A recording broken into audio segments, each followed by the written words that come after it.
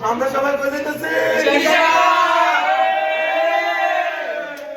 আসসালামু আলাইকুম। অবশ্য ট্যুরটা মাইন স্কুল থেকে, আর এই ট্যুরটা আমাদের কক্সবাজার। তো আমরা ফিশারি গার্ডের জন্য রওনা দিয়ে দিলাম। আর ফিশারি গার্ড যাওয়ার পরে আমরা যাব ফিশারি ওয়ার্ল্ড। তো ফিশারি গার্ডে আমরা যখন স্কুল থেকে যাচ্ছি, তাই এক এক করে সবাইকে আগে ফিশারি গার্ডে ভিতরে নিলাম। তো যে যার মতো মাছ কিনতে পারবে এখান থেকে। ফিশারি গার্ড বলতে এখানে একদম জাহাজ থেকে বা অন্যান্য যেইখান থেকেই মাছগুলা একদম এখানে এনে নামানো হয়। তো এখানে পাইকারি মূল্যে বেচা কিনা করা হয়। তার জন্য এই জায়গাটা এত ফেমাস। তো এখানে সব ধরনের মাছ আছে, সাথে আমার খুকিও আছে। তো আর কি, এই দেখেন এখানে গেলে এটা হলো ফিশারি গার্ড, যেখান থেকে মাছগুলা নামানো হয়। তো এখানে বিভিন্ন ধরনের মাছ পাওয়া যায়। আর সবচেয়ে ফেমাস তো জানেনই, বাঙালি মাছে ভাতে বাঙালি, আর কি হলো, ইলিশ না হইলে হয় না। তো ইলিশ মাছ অভাব নেই। অনেক কম দামে পাওয়া যায় এবং ভালো। একদম নামানো নতুন মাছ ধরা। তো ওইখান থেকে শেষ করে আমরা চলে আসলাম ফিশারি ওয়ার্ল্ড।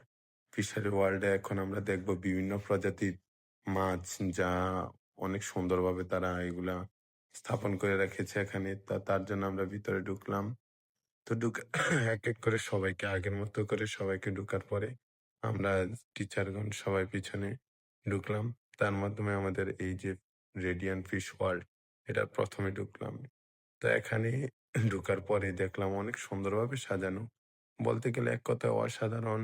অনেক ধরনের মাছ, এই যে প্রথম দেখা গেল এই মাছগুলা এখানে কারকা বা এইগুলার অন্য মাছ বলে।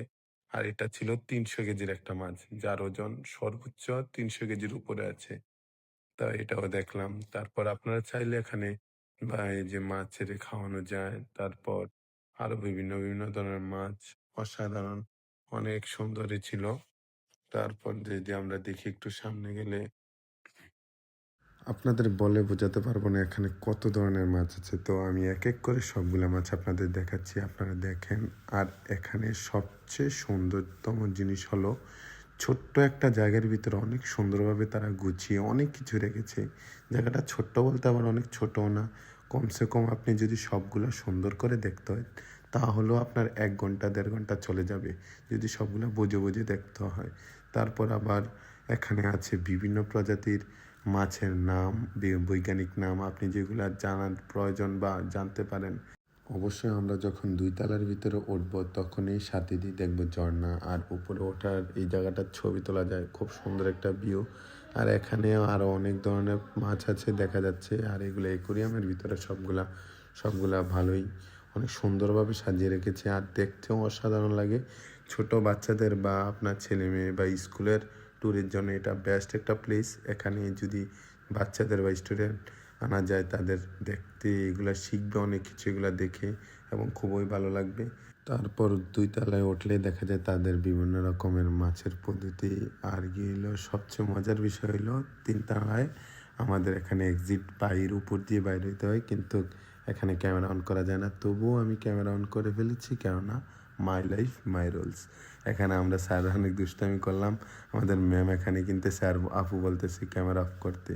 অবশ্যই আমি তারপর অফ করে দিছি। আর তার মধ্যে দিয়ে আমি এক্সিট ট্যুরে বাইর হয়ে গেলাম। বাইর হওয়ার পরে মনে করলাম এখানেই শেষ। পরে দেখি এখানে খাবারের ভালো ব্যবস্থা আছে।